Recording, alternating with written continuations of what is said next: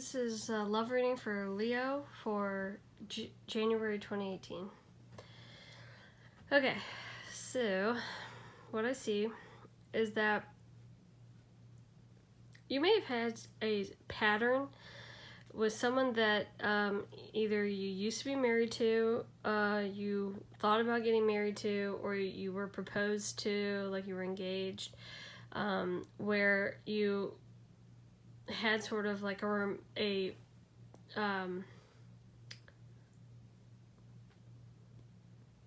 had sort of a playful, romantic relationship. You may have met each other through friends, where it was sort of on and off. You had an on and off pattern. And so you'd break up, get back together, break up, get back together. You'd have pretty good sex with that person. There was romantic feelings there, but there was trust issues in the relationship. It also was mostly a relationship based on sex. So, like you may have wanted to marry that person, but there wasn't a whole lot of substance there, especially if they were, sleeping with other people.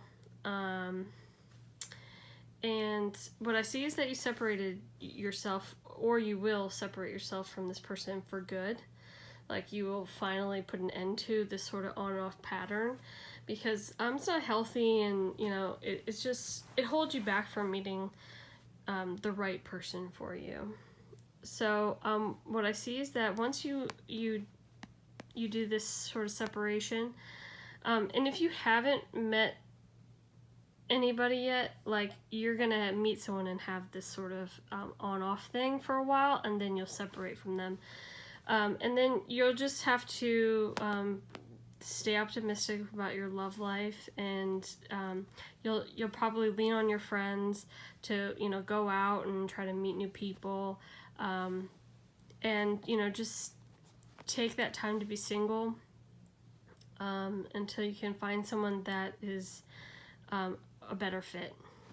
All right. So moving on to couples. All right. So couples. What I see is that if you're not already married to this person, you probably have thought about marriage, or you're engaged, or you will get married to this person. You could have met through friends.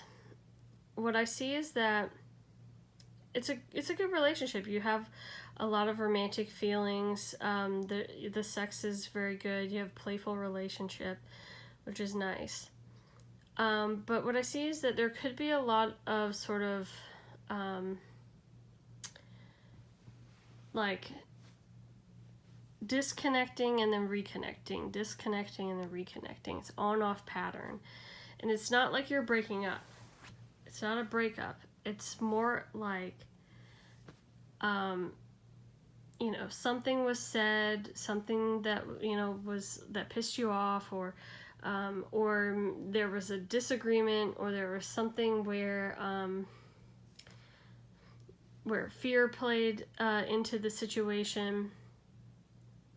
And so there's sort of, you guys retreat to your own corners, and you take that time to sort of, figure it out, work it out, and give yourself a moment to,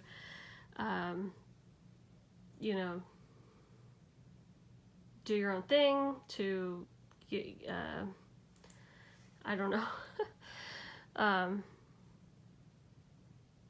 cool down. I guess that's the right word. You give yourself the time to cool down, and then you come back together, you reconcile. And there's nothing really wrong with that situation per se, if that was all that was there. But what I see is that when you guys do that sort of thing, it creates some pretty big issues that may not even be known to you guys. It could be sort of subconscious level. And what that is that, number one, it creates a little bit of trust issues in the relationship, okay? And what I mean by that is, like, not that someone's, like, actually thinking that you're cheating on them. It's more about, like, I wonder what she's doing. Like, when he or she is off on in their, alone time. So it's more about, it's not really like full-blown distrust. It's more about, like, wondering. Like, I'm wondering what they're doing. And so, what I mean by that is that it's more based in fear, where it's like you're freaking yourself out, sitting there, and they are freaking themselves out too. They're sitting there, and you're sitting there thinking, like, what if they cheat on me? What if they leave me? What if they find somebody better than me? What are they doing right now? Are they talking to somebody else? See what I'm saying? It's like that paranoid feeling. And it's not healthy for a relationship. Okay? Number one. And number two is that when you get to that paranoid state, and when they get to that paranoid state, it starts to make you guys feel less than secure in the relationship. So you're sitting there thinking that, like, oh my God, it's gonna end. It's, And so when these things start to fester, it's not good for the relationship, because you're not being open with each other. You're not communicating enough. You're not airing your fears, and you're not airing what's really wrong. So it's really important that you do that, because you have a great relationship. There should be no reason that you guys really do this sort of thing. It's just unnecessary. And I don't want to scare you, but I mean, if you keep that sort of thing up, it could lead to a real separation, because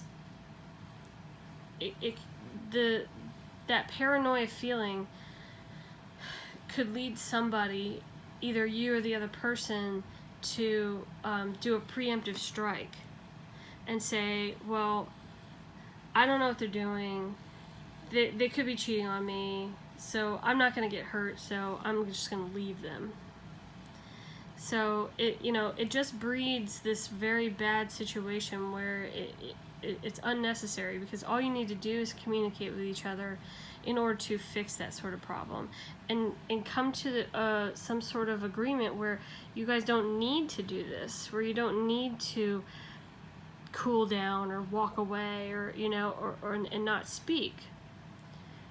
It's more important to not let it get to that point. And if there's any sort of threat of separation, okay, which I'm also getting, is that, like, when you get into a fight, that's what you threaten that you'll leave. Don't do that, because all it does to your partner is it puts that distrust and that less than secure feeling into them. Meaning, like, when you say, F this, I'll leave you, that person is like,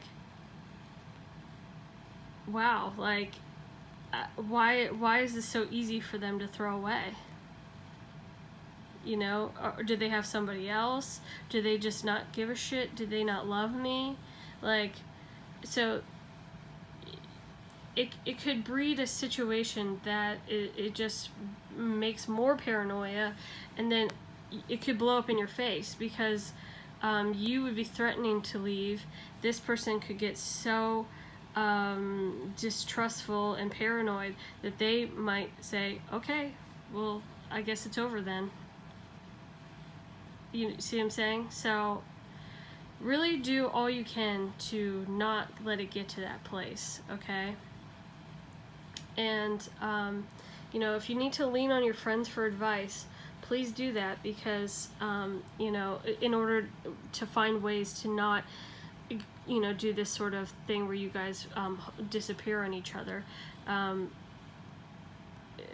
They might have some good advice on how to stay connected, and how to, you know, keep that communication line open. All right. And also, you know, always rely on what you have. You have this great romantic feelings, this playfulness in your relationship. You know, those things can be very helpful when you're in a stressful period of the relationship. It can bring you back together. So don't always take everything so seriously, and, you know, let that love, you know, let that playfulness like bring you guys back together, and keep the communication lines open. All right. Hope you guys like that, and let me know if you like a personal reading, and thanks for listening.